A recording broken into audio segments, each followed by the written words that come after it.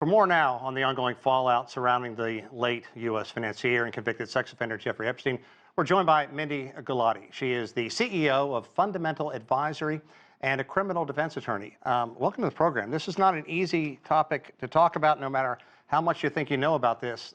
It's like an onion. There are more and more and more layers. Yeah. I want to get into a lot, but I want to talk about how Epstein became so wealthy and so powerful first. As we said, he was very wealthy, and despite never graduating from college, he was able to talk his way onto Wall Street at a young age, but that didn't last long. He was, however, able to move his business to Deutsche Bank, where he stayed till 2018. But that doesn't explain how he got his many, many millions. Kind of walk us through how he became so wealthy and some of the allegations that may be out there. Yeah. Epstein built his wealth primarily through private financial management for ultra wealthy individuals rather than through some sort of publicly regulated hedge fund or investing. He left Bear Stearns in 1981 and created something called the J. Epstein and Company. It was a private advisory firm, and it reportedly only represented billionaires. And he had a couple really key significant contributors. One was Les Wexner, Right. who granted Epstein power of attorney over his large amount of financial resources. And Epstein also received enormous financial payments from billionaire Leon Black, somewhere around $150 million. And what it looks like, and again, you're right about the onion analogy, is these financial relationships are complicated. They're large sums of money for an opaque set of services that were being offered. And I think that's adding to the complexity of figuring out how did somebody build such wealth, build such power. Right. It seems like it was less about investing and managing money and more about handling financial relationships of a few very wealthy people and leveraging that for influence and power around the world. Yeah, and a bit about Wexner. This is somebody who was a tenacious businessman. So to grant Epstein a power of attorney caught a lot of people by surprise. And Wexner had this massive house in Ohio where some of the alleged attacks did take place. And all these people now going through their mea culpa saying, I regret my time with him. I really should have been able to distance myself. When you hear things like that nowadays, what do you think?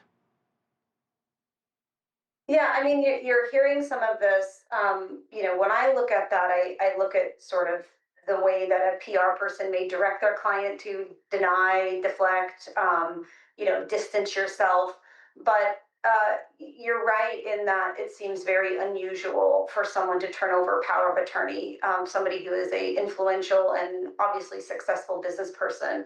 And I do think we're going to keep seeing companies and organizations and people distance themselves.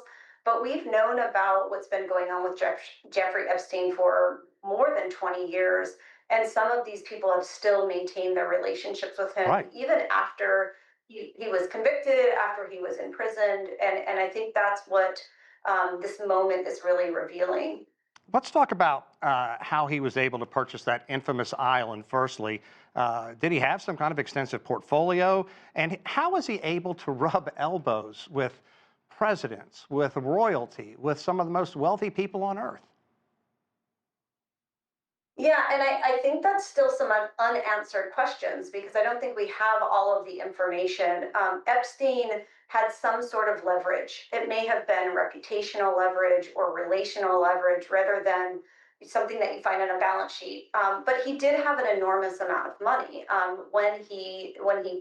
his arrest in 2019, it was reported he had around $600 million, which Yeah. is quite a sum of money for someone to accumulate. He did have two private islands. He had Mm. a lot of real estate. He owned a very large estate in New Mexico, in the United States. It's actually, I just read today, there's some investigation around who that property was bought by and transferred to. He had aircraft, brokerage accounts, offshore trusts. And I think that shows the ability for him to be able to escape some accountability, but also it raises questions in why were so many people willing to give this person money? What was he doing for them Right, right. in exchange for? And I think that we're just at the beginning of this. The U.S. Department of Justice has started to release the files in compliance with the Epstein Files Transparency Act, but other countries are now releasing the files as well, and most Right. of them looks like they're coming out unredacted. So this is a forensic accountant's dream, or maybe nightmare. And as an attorney, I hear from a lot of attorneys just commenting on this is going to open up a whole bunch of civil actions potentially as we start to be able to piece together this puzzle.